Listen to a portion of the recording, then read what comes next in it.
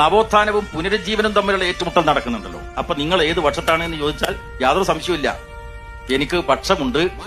അത് കമ്മ്യൂണിസ്റ്റുകാരുടെ പക്ഷമാണ്, CPM-ന്റെ പക്ഷം. ലോകത്തെ ഏറ്റവും മാരകമായ പുനരുത്ഥാനവാദം എന്ന് പറഞ്ഞാൽ മാർക്സിസമാണ്. മാർക്സിസത്തിന്റെ അടിസ്ഥാനം എന്താണ്?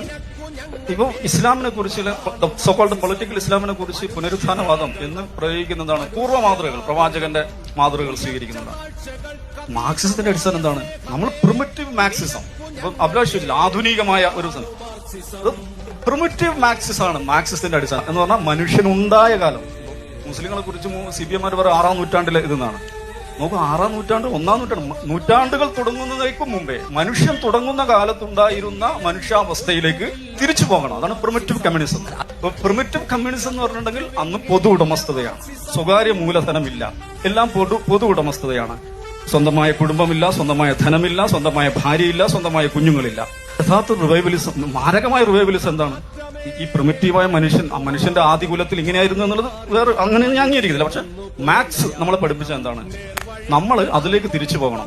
അതിലേക്ക് തിരിച്ചു പോകാൻ വേണ്ടി മനുഷ്യന്മാരെ സംഘടിപ്പിച്ചിട്ട് ഒരു ദിവാസ്വപ്നം മനുഷ്യർക്ക് ഉണ്ടാക്കി കൊടുത്തിട്ട് ദശലക്ഷക്കണക്കിന് മനുഷ്യരെ കൊന്നു കളഞ്ഞൊരു പ്രസ്ഥാനമാണിത്. ഇപ്പം സ്റ്റാലിന്റെ കാര്യം എടുക്കും, മാവോയുടെ കാര്യം എടുക്കും, പോൾപോട്ടിന്റെ കാര്യം എടുക്കും, അൻവറാജയുടെ കാര്യം എടുക്കും, ചെഷസ്കിയുടെ കാര്യം എടുക്കും. യാരുടെ കാര്യം എടുത്താലും എന്താണ് ഡിബേറ്റ്? ഈ മനുഷ്യർ എത്ര മില്യൺ ആളുകളെയാണ് കൊന്നത്? വാട്ട്സ് എക്സാക്ട് കൗണ്ട് എന്നതിലാണ് ഡിബേറ്റ്. അവർ 6 മില്യൺ ആണോ കൊന്നത്, അതല്ല 8 മില്യൺ ആണോ കൊന്നത് എന്നാണ് ഡിബേറ്റ്. അവർ മില്യൺസിനെ കൊന്നോ എന്ന കാര്യത്തിൽ there is no debate at all. The only debate is on body count. നോക്കൂ അഭിലാഷേ, ഇത് ഒന്നോരുടെ മനുഷ്യർ മില്യൺ കണക്കിന് മനുഷ്യരെ കൊന്നു. എന്തിനു വേണ്ടിയിട്ട്?